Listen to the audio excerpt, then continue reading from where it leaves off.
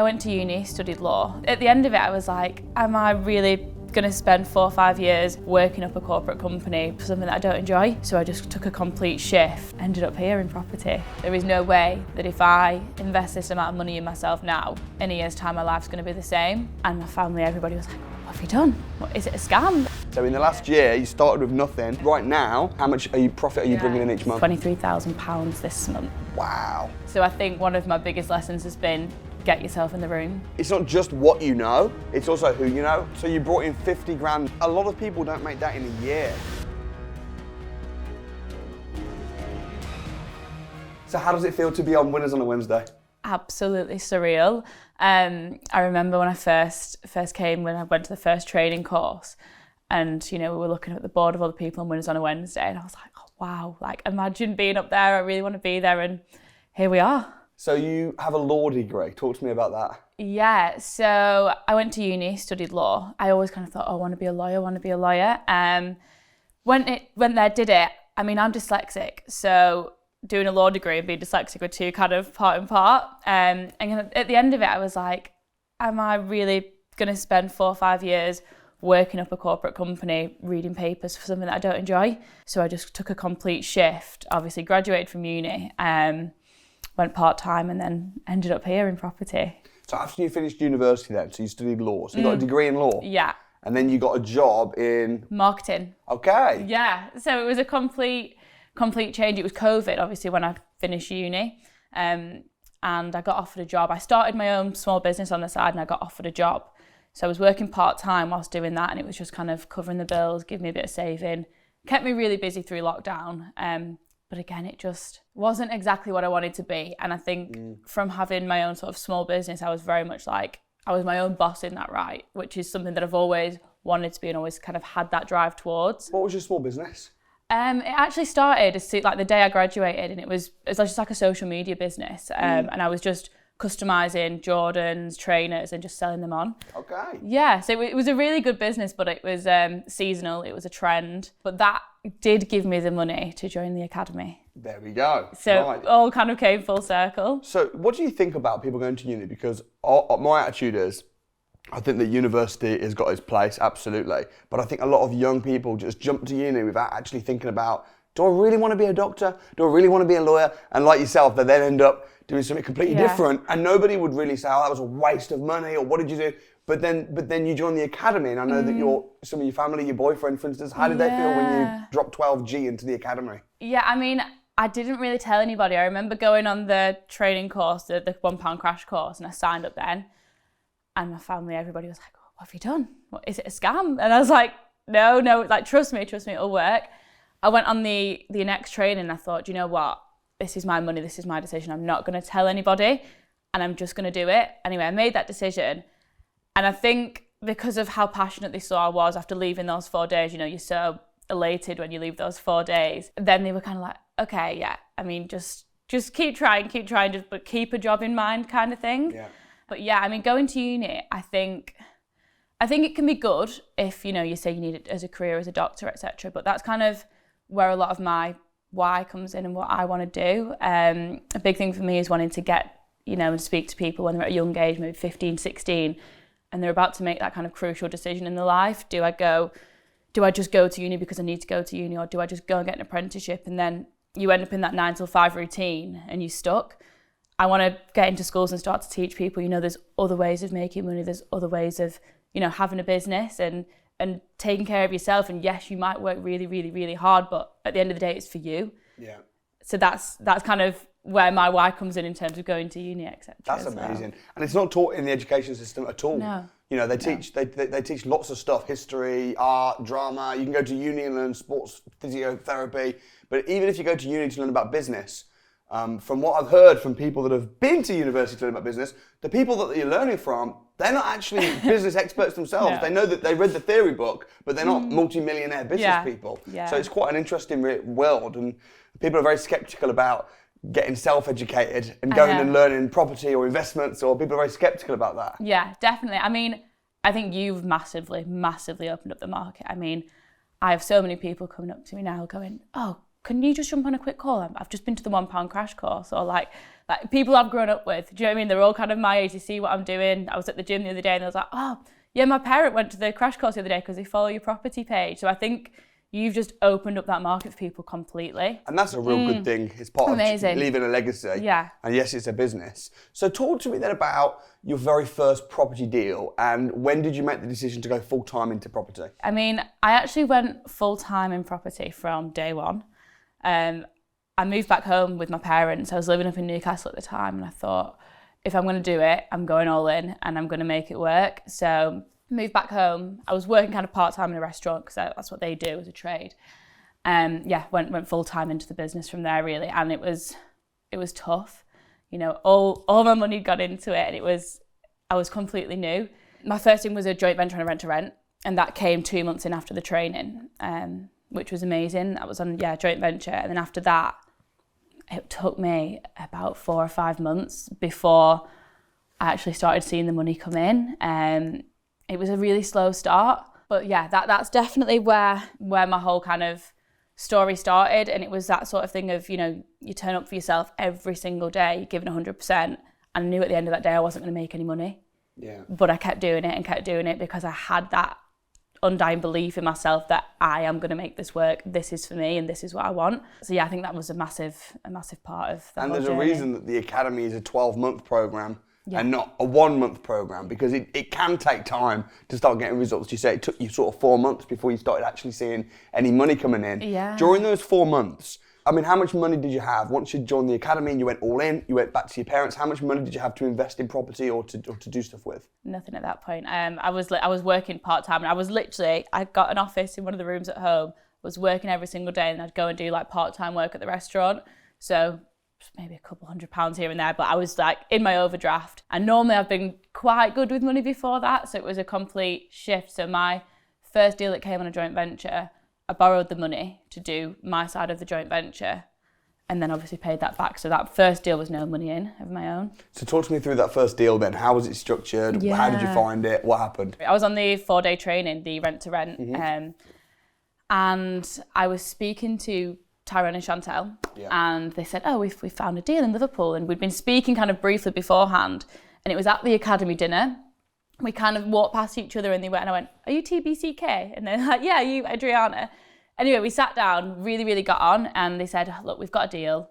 Do you want a joint venture on it? You manage it, etc. And that was kind of how the first deal came about. So it was really, really exciting. But that wouldn't have happened had we not been in that room and had we not been at that dinner. Yeah. So I think one of my biggest lessons has been get yourself in the room. Yeah. Be in the room and speak to everybody. And now you're like constantly all over it. At Yeah. the events, at the dinners, on the mastermind calls, sharing, speaking, participating, because it's not just what you know, it's also who you know. And I think that's one of the reasons people say like, oh man, you paid 12 grand for a course. It's like, it's not a course.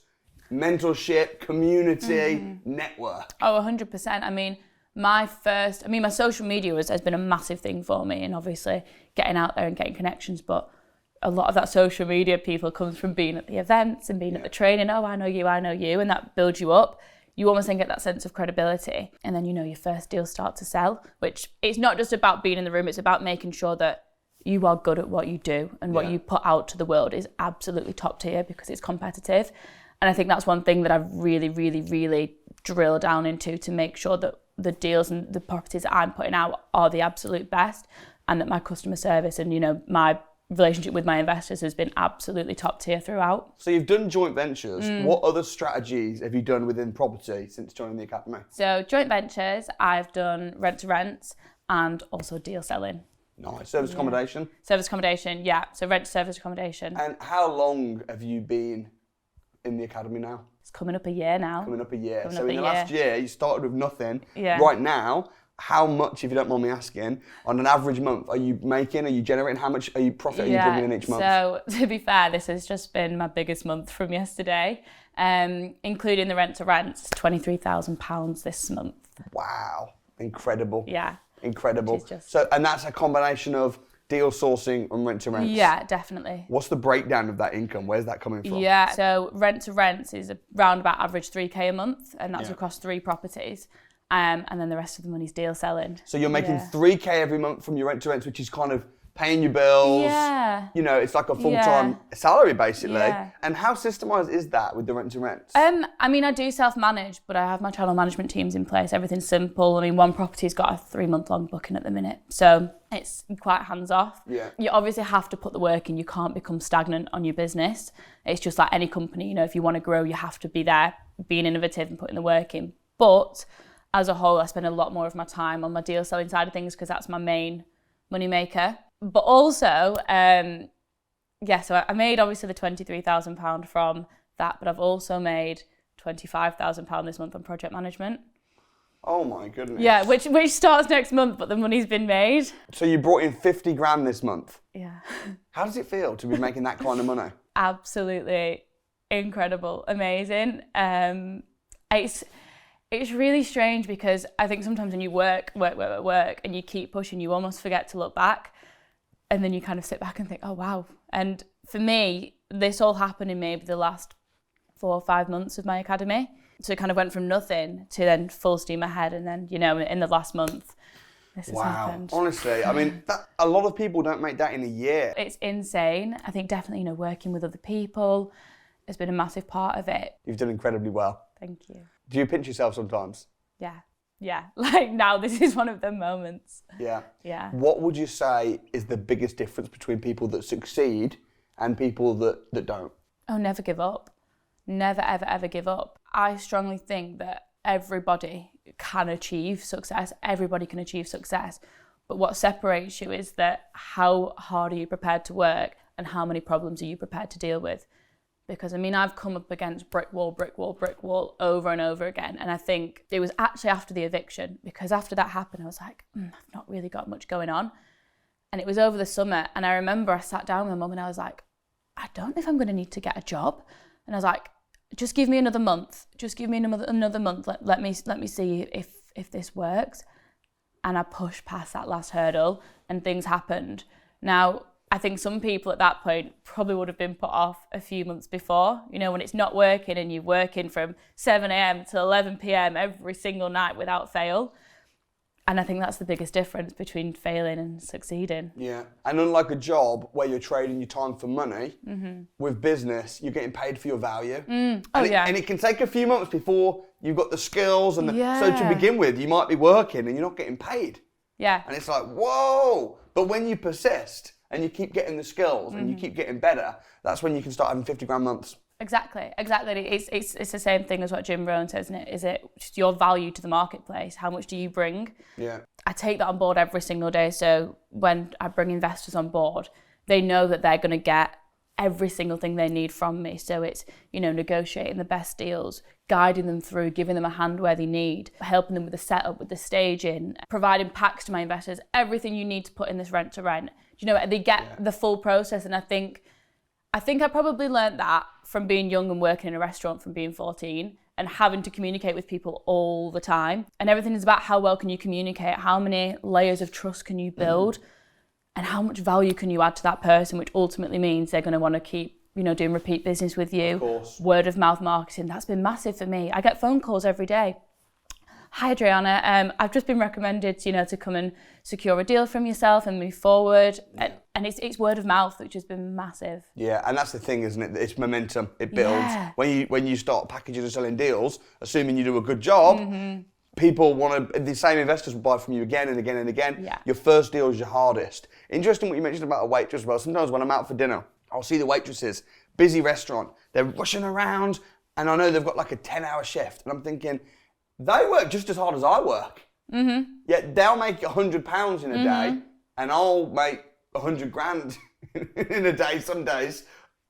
Like, what's going on? Yeah, it's crazy. But luckily, I was smart enough to switch that to business. Yeah. I've always been business. My parents have been entrepreneurs, so I've always had a business mind, but I've realised, you know, you've got to work on things and not in it. Yeah. So it's getting to the point of now moving forward, how do we start to systemise the companies? I'm absolutely still massively going to be involved, but you know, it's bringing on other sources, bringing on other people who can work in the business, give me more time to grow the brand, connect with new investors, network, and really make sure that everything goes smoothly. The only struggle with that is, you know, how do you release control? Because I am very, very, very particular in terms of what deals I put out to my investors. Yeah. And things like that. Well, that's the next part of the academy, Accelerated Coaching Performance Program, which I know. is all about scaling, and you know, and you're about 9-10 months in, so that's now time to scale, definitely. time to bring on staff. How much do you charge them on average for like a project management? What would an average project management fee give you? Yeah, so it's 10% of the build cost. Right. So a lot of the minute, what we're doing is doing full cash out deals for our investors. I mean, the last 2 that have gone this month, our investors are pulling out around £40,000-50,000 on these deals. Amazing. Yeah. Buy refurbished refinance. Buy refurbished refinance. Yeah. So then what we do is, you know, we secure the deal from them. They've obviously built that relationship. We then obviously offer the project management because a lot of our investors want the hands off. You know, we've got our really strong build team in the area who understand everything to do with HMO, so we can kind of guide our investors all the way through the process. But we've also got brokers, we've got architects. So we literally give the full package to our investors. Yeah. And I think and them paying 10%, it's nothing. Well, it's nothing, exactly. If the refurb's 50 grand, yeah, they're going to pay an extra 5 grand, but if they did it themselves, then they'd probably end up spending 80 grand and having all that headache. Exactly. You know, you've got the trusted people in the area, because a lot of our investors, maybe they're from down south, they're not in the area. They're not going to have access to the people that we do. And yeah, like you said, once they're recycling their money, once they know they're getting a good deal from us, they want to go again and again and again, which is just... Yeah. How many deals have you sold? About 40. About 40 deals. Yeah. And you're charging sometimes project management fees. Yeah. How much on average might you charge for a package deal? So an average deal is about £3,000. About 3 grand. Yeah. That's a big money earner for you. But at the same time, talk to me about why would people pay thousands of pounds for you to find a deal when they can find it themselves? And secondly, how are you finding these investors? Why would people pay that money is, you know, you're getting a deal from a trusted source. Now, I understand there's a lot of deal selling that goes on. But I think with my investors, why it's worked so well is that it's not just, oh, there's your deal, thank you. It's, here's my deal, here's a really, really in-depth investors pack. Please, let's go over the numbers together. You know, they're getting all the information they could possibly need to really see the value in this deal. A lot of the time, I either get people who are just starting out because they just need a deal. I mean, once you've got a deal under your belt, you can, you know, then you've got that bit of credibility. And I think as well with my connections, I'm able to secure these really good deals because of the networks I've built up. So sometimes people think, oh, I don't want to just bang my head against a brick wall and get a load of no's. I just want to get on the ladder and get started. And then secondly, finding investors. One massive thing has been my social media, because, you know, my face is all over it. I'm there and I'm speaking to people, so people know who I am. The academy, that's been huge. Getting up on stage and speaking, again, just getting myself out there in the community. And also word of mouth. I remember when I started out, it was like the standard, go to Facebook, go on all the different pages on Facebook, and they're not warm leads. So you have to work a lot harder to get that money. Now, people come to me, you know, I've got my mailing list, people sign up to that, they get deals sent out every week. But we're also doing a lot more bespoke invested now. So really tailoring our investors to what exactly are you guys looking for? Give me a breakdown of your criteria, and okay, we've got then our time to provide that for you. And then they know that that's deals exclusive to them, they get first access, and it just kind of gives people that security that I'm definitely going to get the deal that I'm exactly looking for. Yeah.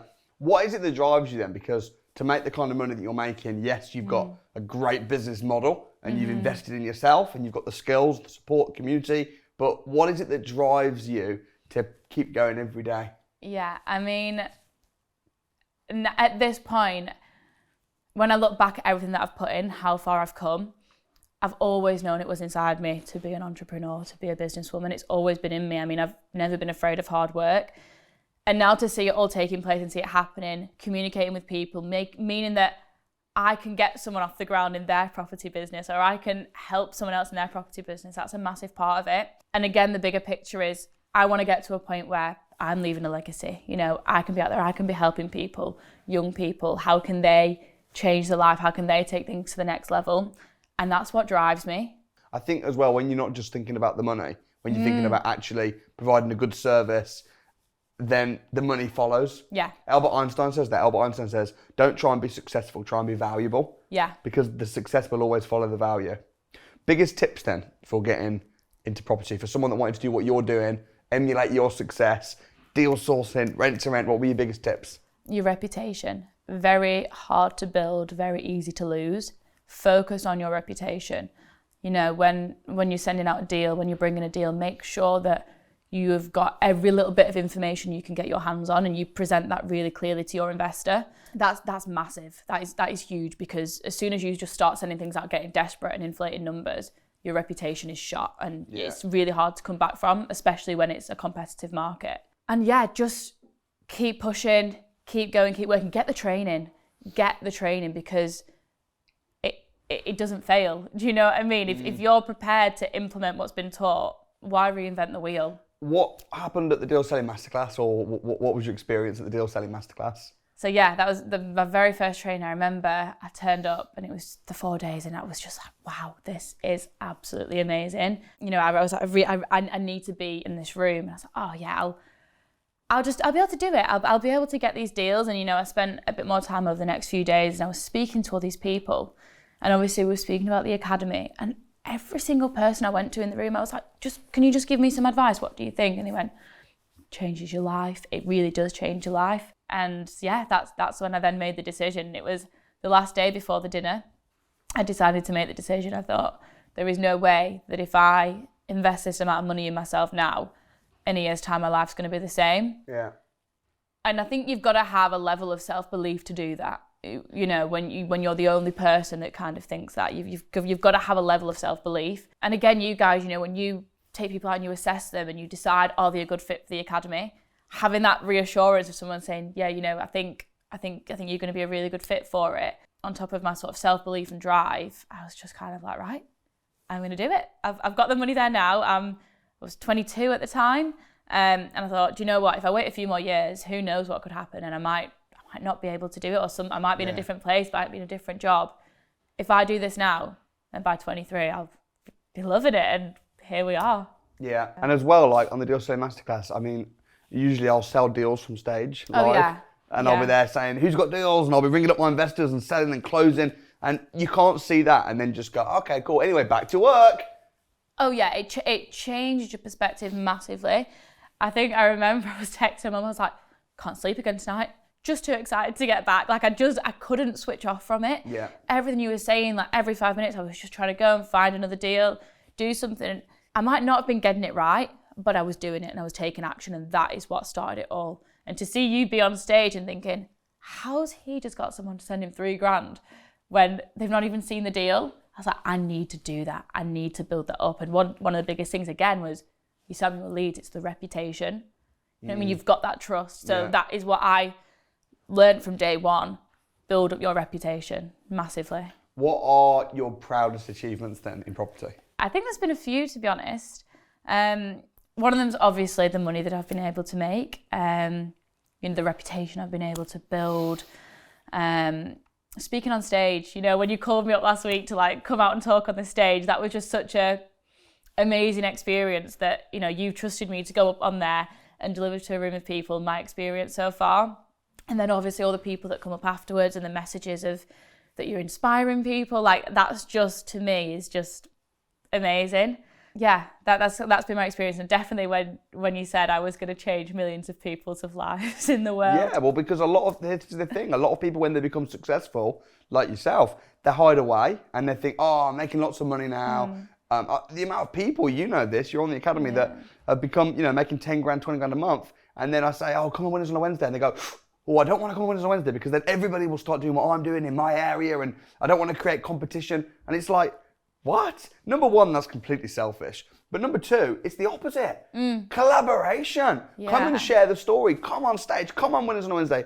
And yes, you're going to inspire people. You're going to help people. But also people are going to reach out. You're going to be able to build businesses, grow together. And I think thinking collaboratively is a lot more powerful than thinking competitively. Yeah, I think success breeds success. You know what I mean? Like now I'm doing a lot where I'm working with co-sourcers and I'm helping them to kind of, you know, find good deals, because ultimately the better they can package up a deal, the easier it is for me to say, yes, that looks good, send that out to my investor, that's a deal sold. Yeah. And obviously the more deals we have, the more investors. And that's why the bigger the academy grows, the academy members love it because they're like more people to do business with, to network with.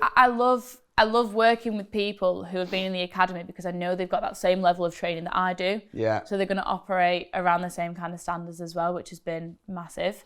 Talk to me about the eviction. Yeah, the eviction. Wow, what an experience. That is probably what kickstarted my success after the fact. But in itself, it was just amazing. It was being in that environment around all these amazing people, you know, everybody in there, so hardworking. So I kind of thrived in that environment. You know, every single challenge was a completely different skill set that I then grew on and my confidence built. I mean, it's quite funny, really. For some reason, I was a little bit scared of rent to rent. And even when I got to the eviction, I'd kind of like put off making the calls. And I don't know why, because I'm so confident to ring up a landlord or an estate agent and say, oh, I'm a cash buyer. You know, I'll buy this house, £100,000. Yeah, that's fine, don't worry. And then for some reason, when it came to making the calls for rent to rent, I almost froze. I was like, oh, what if I say something wrong? What if they ask me for this? And anyway, I went on the eviction and I had no choice. I had to make the calls and I had to do it. So that was a massive thing for me. Even the last challenge, you know what I mean? To say how far I got, which was just absolutely surreal. And the last challenge, even the raising finance, although it didn't pull off, again, I just learned so much. Yeah. Also, watching back the eviction, you were pretty brutally evicted. Yeah. Pretty savage. And there were tears. Yeah, there was lots of tears. Did that make you stronger? Yeah, massively. And I think everybody that got through to the final absolutely deserved to be there. I mean, that was the challenge. And yes, it was really emotional. And yes, it was a really tough challenge. But had that not have happened, maybe I wouldn't have been so hungry to really achieve this success. And yeah, I think, you know, from leaving that, it was maybe a month after that I then got my very own first rent to rent. Yeah. And it was a lot of negotiating, but it was a property that I fully refurbed. I put new flooring in there, I painted it, I decorated it, and I did it all myself. So I was in there and I was sleeping on a mattress for 3 weeks on the floor and I didn't have any hot water and I was grafting, but I was documenting it. So then people were seeing, oh, you know, she's really serious about what she's doing. Like, look what she's prepared to do, you know, to kind of get her deal over the line. And again, that just built up my network, built up my credibility. But yeah, that all stemmed from the eviction of, you know, when we were furnishing the house, we slept on the floor. We didn't stop. We worked till 4 or 5 o'clock in the morning every single day. So that it was just a massive, like, okay, go time. If you were advising yourself from, say, a year or two ago, because you're now only how old? 23. 23. If you were advising your 21-year-old self, who's working part-time marketing, waitressing, whatever, what would you say? Have more confidence in yourself, definitely, because I've always known I could be this person, but it was kind of, there was always something holding me back of taking the next steps. So it was just a case of, get up and go, make it work. Yeah. And how important do you think environment is? Because it's something I bang on about a lot. Not just knowledge, not just network, not just having mentoring, but actually being in an environment where you're around other people winning, other people doing deals. What do you think about that? Oh, it's been huge. It's been massive. I mean, for example, the weekly calls, you know, at the start when you're hearing every single person week on week, getting these amazing results, you're, okay, I need to wake up, I can do this. Why can't I do this? Environment's been everything. You know, you come down to the networking dinners and we're up till 3 o'clock in the morning just chatting and there's business done and there's, you know, you learn so much from other people and then you jump on Zoom calls with somebody else and they say, oh, maybe try this in your business, or, oh, what advice would you give me here? And constantly you're exchanging knowledge. And like now my phone blows up all the time, or if I've ever got a problem, I'll send, you know, voice notes to 5-6 different people and I'll get a response from every single person. And I think that's just priceless. Yeah. And also success buddies, but also mentors. Like anytime you want, you can get a mentoring call, you can chat to people that are millionaires. Exactly. Like where could you get that normally? And especially such a variety. Like you've all, you know, every single mentor specializes in their own area. Yeah. So you know that you get that one-on-one help, and where else and what other training can you get that? You know, you might just have one mentor, for example. They don't have all the answers to every question. Yeah. So having such a wide variety, again, has been huge because you're never alone. What's next for Adriana then? What's your 2023 plan? Yes. So project managements are obviously starting next month. We're getting a lot more deals coming in now. Obviously, the investors list is growing, so it's ensuring that we can really build up the company, build up the brand, and make sure that we're really hitting them targets. And then, it's buying. So within the next 4 months, going to be buying my own project, starting to buy. Yeah, I know. So you've got that going through now. You've got properties in the pipeline. So there's potentials in the pipeline now. And obviously, once the project management money lands, then that's going to be then used to secure the deals. You know, using our bridging companies that we already work with, and then get underway to the buy, refurbish, refinance. Yeah. Well, massive well done, Adriana. I can't believe how much you've achieved at the age you are and in the time frame that you've done it. And I'm really excited to see you continuing to go from strength to strength. Thank you so much.